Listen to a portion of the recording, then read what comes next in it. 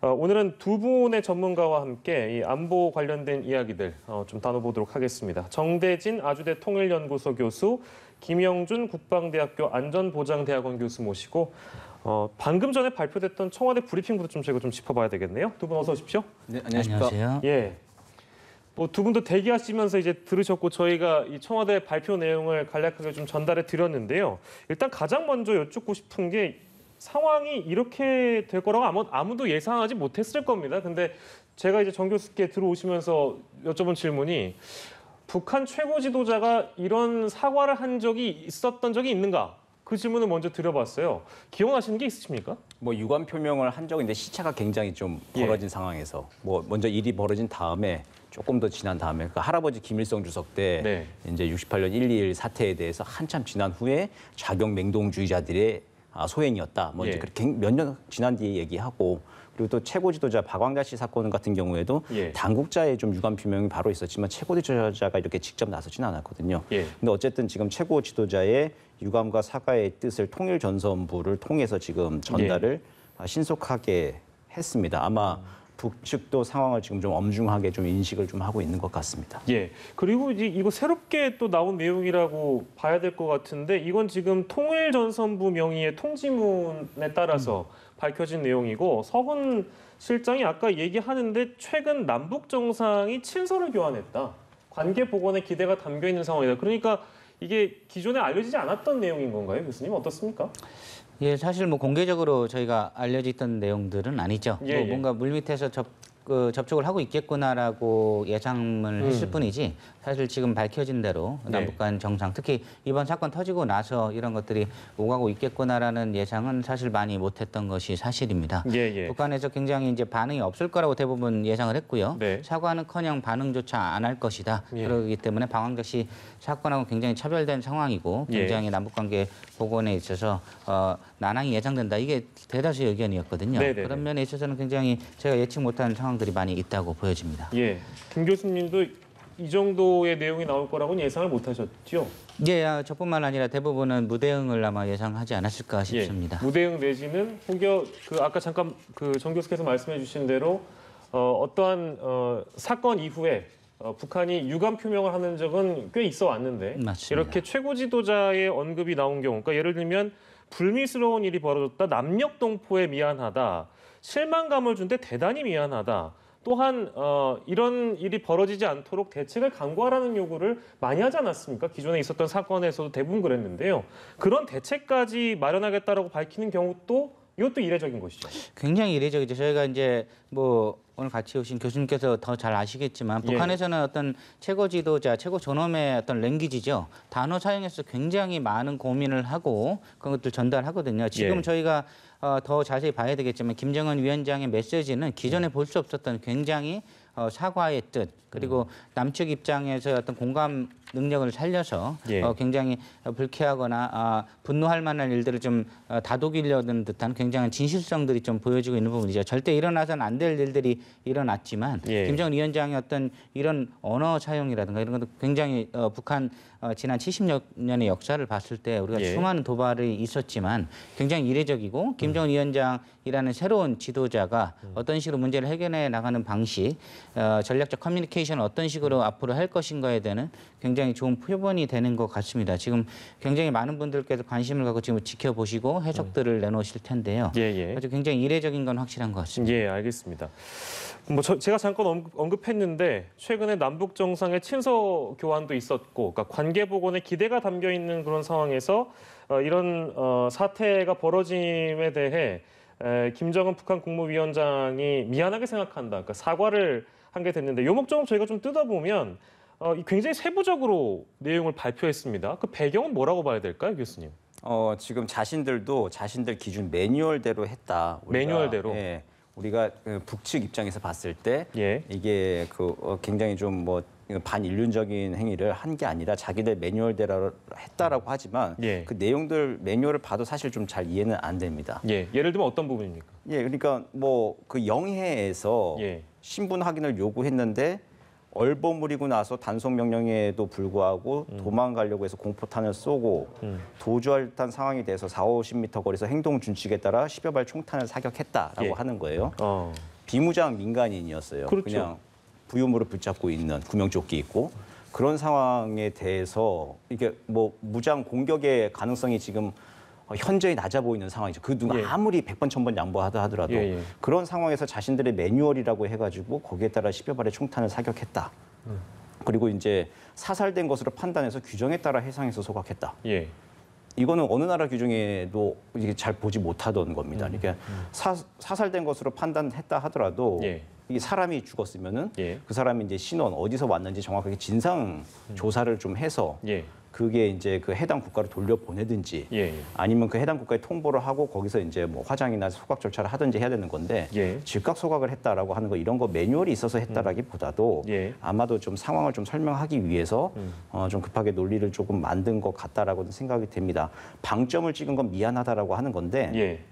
이게 그 저희가 지금 북에게 요구해야 될 게 한 3가지 정도라고 저는 생각을 했습니다. 네네. 진상규명, 책임자 처벌, 사과. 예. 예. 여기 한 세트로 다 돼야 돼요. 진상규명, 책임자 처벌 그리고 사과. 사과. 근데 사과부터 지금 한 거죠. 예. 사과부터 하면서 자신들이 이 밝히는 그 사건의 정황, 예. 이걸 진상규명으로 이제 받을 것이냐 말 것이냐. 예. 그리고 책임자 처벌에 관련된 내용은 지금 사실은 없습니다. 이제 그 내용을 우리가 받을 건지 말 건지 이걸 또 공을 지금 또 넘긴 상황인데 예. 남북 관계 그동안 보면 우리가 좀 공을 자꾸 이렇게 좀 이렇게 떠안는 양상이었는데 이번에는 우리가 어제 여야 뭐 국민 뭐 보수 진보에 할 것 없이 예. 굉장히 좀 그 강한 어조로 예. 비판을 했죠. 예. 거기에 대해서 북한도 좀 상황을 심중하게 좀 엄중하게 인식을 하고 좀 이렇게 발빠르게 대응을 한 것 같은데 예. 지금 이제 진상규명 요 공 받은 거를 그냥 그 우리가 지금 또 우리 안에서 또 가지고 이거 가지고 논란을 또 벌일 게 아니라 예. 제대로 된 진상규명 하자고 다시 또 공을 넘겨야 될 것 같아요. 제대로 된 진상규명을 북측이 다시 해달라. 공동조사하자. 공동조사하자. 네. 공동조사가 뭐냐 견면적으로 보면 이게 예. 국제사회로까지 가져가겠다. 예전에 천안함 폭침 때 국제 공동조사단이 있었죠. 예. 그때도 뭐 성과가 완전히 뭐 기대만큼은 나오지 않았지만 예. 어쨌든 북측 수역에 뭐 국제 공동조사단이 다 들어가던 남북 공동조사단이 들어가던 것에 진상 규명을 좀 해야 되고 오히려 이제 굉장한 지금 위기인데 그런 것들을 통해서 다시 이제 그 대화하고 접촉하는 메커니즘이 좀 살아날 수 있는 기회도 또 되는 것이죠, 사실은. 예. 이제 그런 거 표현하면서 우리가 지금 원하는 진상규명, 책임자 처벌, 사과라고 하는 거, 우리가 원하는 수준으로 받을 수 있도록 최대한 또 노력을 해야 되는 거. 그게 진짜 북한이 얘기하는 미안한 마음, 신뢰 허물어지지 않게 더 각성을 하려면은 예. 이제 또 우리가 또 제안하는 사항을 또 북한도 검토하고 받아야 될 것 같습니다. 예, 우리도 또한 이 그 진상규명과 관련해서 목소리를 낼 수 있고 이것을 공동조사 내지는 이제 다른 형태로 의견을 낼 수 있다는 말씀이셨고요. 저희가 방금 전에 잠깐 화면을 보여드렸습니다만 무궁화 10호의 모습 보여드렸는데 저희 취재진의 카메라에 포착된 무궁화 10호의 모습입니다. 북한의 피격으로 사망한 공무원 등 모두 16명이 타고 있던 어업 지도선으로 알려지고 있는데요. 99년에 취항한 것으로 알고 있고 지금 현장에서 그대로 보여드리고 있는 그림입니다. 연평도 해상에서 지금 정박 중인 무궁화 10호의 모습을 보여드렸고요. 저희가 오늘은 이와 관련해서 준비한 내용들이 굉장히 많이 있었는데요. 청와대 발표 이후에 또다시 새로운 국면으로 지나가고 있는 것 같아서 지금 정대진 교수께서 진상규명, 책임자 처벌과 관련된 내용에 대해서 앞으로 어떻게 또 전개가 될 것인지 전망을 해주셨는데요. 우리 김 교수께도 좀 마찬가지로 들어보겠습니다. 일단 지금 나온 내용이 굉장히 세부적이고 아까 생각하신 부분은 사과, 진상규명, 책임자 처벌에 대한 부분이었어요. 물론 이제 시간을 뭐 되돌릴 필요는 없습니다. 이미 북한 측에서는 사과를 했기 때문에 책임자 처벌과 진상규명에 대한 부분은 앞으로 또 어떻게 좀 전개가 될 거라고 보십니까? 저는 뭐 교수님 말씀하신 부분 100% 동의하는데 예. 저게 공식적으로 이제 북한에 뭘 제기를 할 때는 굉장히 또 조심스럽게 검토해야 되는 부분들이 있겠죠. 왜냐하면 우리가 보냈는데 북측에서 받지 않으면 이게 또 다른 남남 갈등, 예. 어떤 공동조사를 받지 않았기 때문에 더욱 남북관계가 경색되고 이 문제가 끝없이 미궁으로 갈 수 있는 가능성도 있기 때문에 저도 100% 동의는 하지만 예. 어떤 수준에서 북한이 같이 이런 문제를 해결하는 과정에 있어서 다시는 이런 일이 재발하지 않고 피해자 가족들이 어떤 원한을 품지 않고 그런 마음이 좀 다독거려질 수 있는가 우리 국민들의 마음이 좀 누그러질 수 있는가를 잘 고민해야 될 것 같아요. 그런 면에 있어서는 말씀하신 공동조사 책임자 처벌도 물론 저희가 고민해서 가야 되고요. 예. 이에 더해서 지금 사채 관련해서 공동으로 지금 찾는다거나 이런 예. 부분들 저희가 원래 남북군사 합의 때 했었던 다양하고 창의적인 아이디어들이 좀 검토가 될 수 있을 겁니다. 지금 아마 안보실에서도 여러 가지 검토를 하고 있을 거예요. 그래서 예.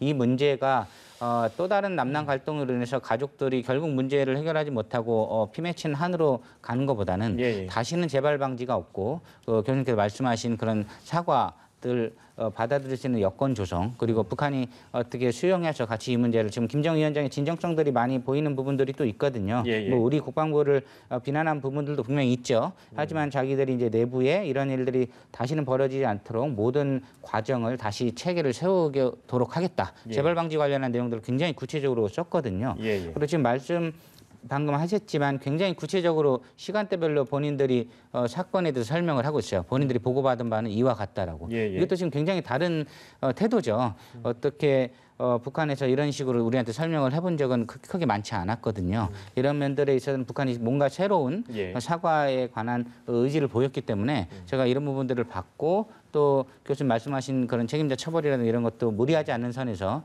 우리가 이 문제를 어떻게 하면 조속히 잘 해결하고 희생자 가족들이 마음을 다독일 수 있는가 이런 점에서 지혜로운 전략들이 좀 수립돼야 된다고 봅니다. 예, 근데 앞에서 정대진 교수께서 좀 지적을 해주셨습니다만 매뉴얼대로 했다고 하고 뭐 여러 세부적으로 자신들의 입장을 설명하려는 모습은 잘 보였습니다만 그래도 비무장 민간인에 대해서 그러한 조치를 취한 것에 대해서는 역시나 뭐 비판을 피할 수는 없을 것 같아요. 예, 그거에 대한 뭐 용서나 어떤 국민적 정서가 누그러지는 건 전혀 없겠죠. 예. 문제는 이제 그거랑 별개로 앞으로 이런 일들이 발생하지 않기 위한 노력의 의지는 북한의 최고 지도자로서는 굉장히 처음으로 이례적으로 이런 단어들을 사용하면서 표현을 했거든요. 예. 남측에 관해서 굉장히 마음을 동포들한테 미안하고 이런 일들이 다시는 발생하지 않도록 하겠다. 그리고 우리 내부에서도 여러 가지 조치를 취하고 있고 우리 보고받은 바는 다음과 같다라고 굉장히 이제 나해를 부대일지처럼 했거든요. 예. 일종의 변명으로 볼 수도 있지만 동시에는 굉장히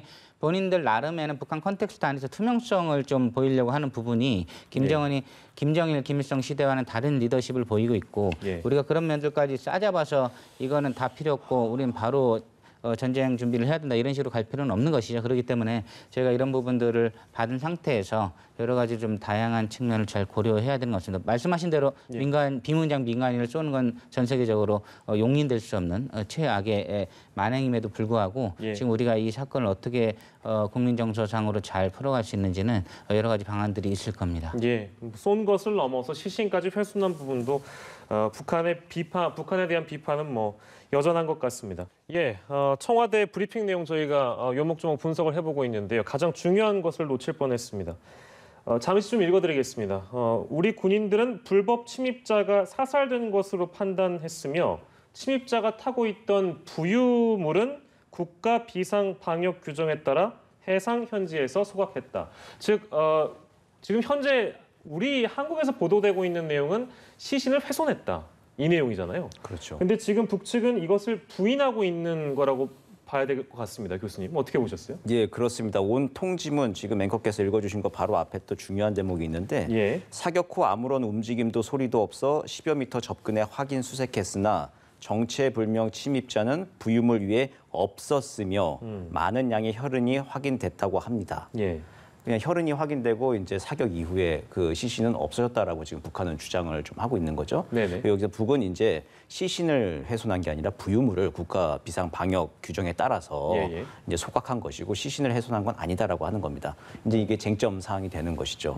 그래서 이제 어쨌든 우리 시신이 만약에 그 북의 주장대로 훼손한 게 아니라 지금 이제 해상에 지금 이제 떠내려간 상황이라고 한다면은 찾기 위한 노력도 굉장히 어렵겠지만 그것들을 위해서라도 어쨌든 남북이 접촉을 하고 협조를 하는 게 북측이 미안한 마음, 남녘 동포들에게 불미스러운 일이 발생한 데들에 미안하게 생각하고 신뢰 허물어지지 않게 더 각성하려면은 북도 좀 성의 있는 조치를 취한다면 우리의 지금 이제 그 격앙된 정서나 국민 정서에도 조금 도움이 되지 않을까 싶어요. 그러니까 북측에 좀 진실성 어린 자세를 좀 요구를 하는데 이번 계기가 굉장히 큰 위기였는데 또 이제 남북 관계를 좀 한 단계 더 발전시키는 좀 계기가 되기를 좀 소망해 봅니다. 예. 특히 이런 점에 있어서 진상 규명 부분 그리고 또 나아가 책임자 처벌 부분, 사과 부분. 사과는 지금 일단 한 건데 예. 이 부분을 더해서 진상 규명과 책임자 처벌에 대해서 남북 당국 간에 좀 더 건설적인 좀 대화가 좀 있기를 기대합니다. 아까 그 공동조사나 어떤 진상 규명에 대한 언급을 해주신 그 배경에는, 그러니까 제가 이 질문을 드리는 이유는 이거 이제 북측의 주장이기도 하잖아요. 뭐 통지문이기도 하고 북측의 입장이기도 한데 아마 우리 국민들 입장에서는 기존의 뭐 시신 훼손에 대한 부분이 워낙에 크게 또 보도가 됐기 때문에 이걸 있는 그대로 믿어야 되는 것인가에 대한 어떤 의구심이 분명히 있을 겁니다. 때문에 그 부분을 해소하기 위해서 함께 조사하자 이런 맥락이라고 봐도 될까요? 어떻습니까? 예, 그런 맥락들 다 포함이 되어 있고요. 예. 그리고 좀 가장 우리 국민들이 충격을 받은 거는 이게 시신을 불에 태웠다라고 하는 이제 보도 때문에 그랬던 것이죠. 이제 그게 아니라 이제 북한이 이제 부유물만 이제 그 태웠다라고 하는 거는 자기들도 이제 코로나 상황 때문에 예. 사람의 시신을 훼손하진 않았다. 적어도 이제 그 반인륜적인 행위까지는 가진 않았다. 그러니까 이게 그 아주 과잉 그 방어, 과잉 경비를 하긴 했지만 예. 그거에 따라서 이거는 뭐 어느 나라 매뉴얼에도 없는 것이기 때문에 분명히 이제 책임을 물어야 되는 것이긴 합니다. 예. 근데 이제 반인륜적인 행태, 시신을 불태웠다라고 하는 건 아니다라고 지금 북한은 주장을 하고 있는 것이죠. 예. 이 점에 대해서는 그럼 지금 현장 아마 보존이 안 됐겠죠. 지금 현장 예, 보존이 예. 안 되고 있는 상황인데 이 점에 대해서 좀 납득할 만한 수준으로 좀 앞으로 좀 시간이 걸리겠지만 좀 조사를 하고 진상 규명을 하는 거는 과정은 좀 힘들겠지만 좀 필요해 보입니다. 예, 알겠습니다. 이제 상황을 좀 이 북한 측의 입장을 저희가 보면 사실 기존에도 많이 보도가 됐습니다. 뭐 방독면을 쓰고 방호복을 입고 멀찍이 뭐 신문을 했다든지 뭐 이런 식의 보도가 이어졌어요. 때문에 혹시 북한 측의 상황이 코로나 상황이 굉장히 좋지 않은 게 아닌가, 최악의 상황으로 치닫고 있기 때문에 그런 배경이 있었던 게 아니라 이런 분석이 있었습니다. 실제 북한 내부의 코로나19 상황은 어떻다고 좀 전해지고 있습니까?